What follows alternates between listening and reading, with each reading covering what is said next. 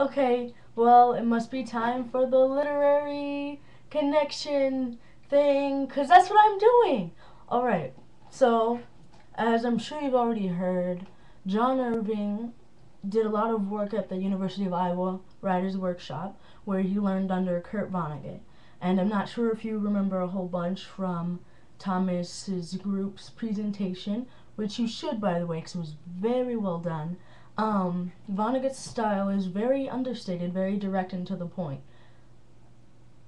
Irving, it's debatable. I mean, you can definitely tell that their styles are similar because they're both just natural storytellers, whereas I guess the difference is that Vonnegut was very concise. He kept his work short, but Irving not so much, as you will see hopefully with the A Prayer for Owen mini presentation. His works are pretty dense, pretty long. The thing is that they're very easy to understand. He's really great at making all of his characters fully formed and developed and lovable and hateable at the same time. Like, you can really relate to Garp and his anxiety and the desperate love he has for his children and wife and how guilty he feels at every moment when he betrays, the trust between his wife and him, or the terror and dread he has when he imagines that one of his children is hurt or in danger. And a really great example of how Irving's style makes us connect with the characters is found pretty early on in the book, on page 155, when Garp and his mother are first living in Vienna and just, writing and just getting out in the world for the first time.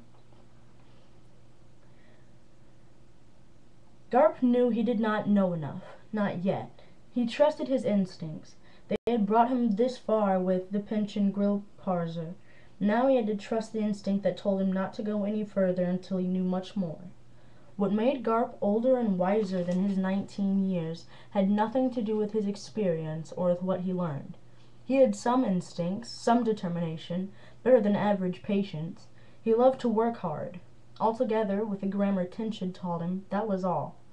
Only two facts impressed Garp: that his mother actually believed she could write a book, and that the most meaningful relationship in his present life was with a whore.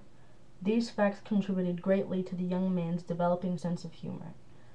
And I really think that excerpt just, condenses John Irving's style. He's very lyrical but not overt. I'm a Whitman fan, so I do find myself drawn to the description that Irving has. If you prefer like a more cut and dry kind of story, I don't think this will work for you. I mean, looking at it, it might be a bit intimidating, to you're like, oh man, I'm gonna have to plod through this one. This is gonna be like really hard, and I'm not gonna, want to finish it. It'll just be too much. But somehow Irving has a way of making this obviously not compact work just feel like something, natural. It sounds like you're having a conversation about a family or about a man. It's like a character study drawn out. And just the style of his writing just lays things out in such a way where you are connected to these characters and you genuinely care enough about them that you will stick through it. And I just think that that's a really, it's not a very common kind of style. And I think that it's very understated these days, especially with, we don't have time for leisure reading. I know that a lot of you have heavy class loads, myself not really included anymore because I dropped AP Chem, but yeah, it's worth it. This book is worth it. And maybe you'll be able to read Irving during some long break you have.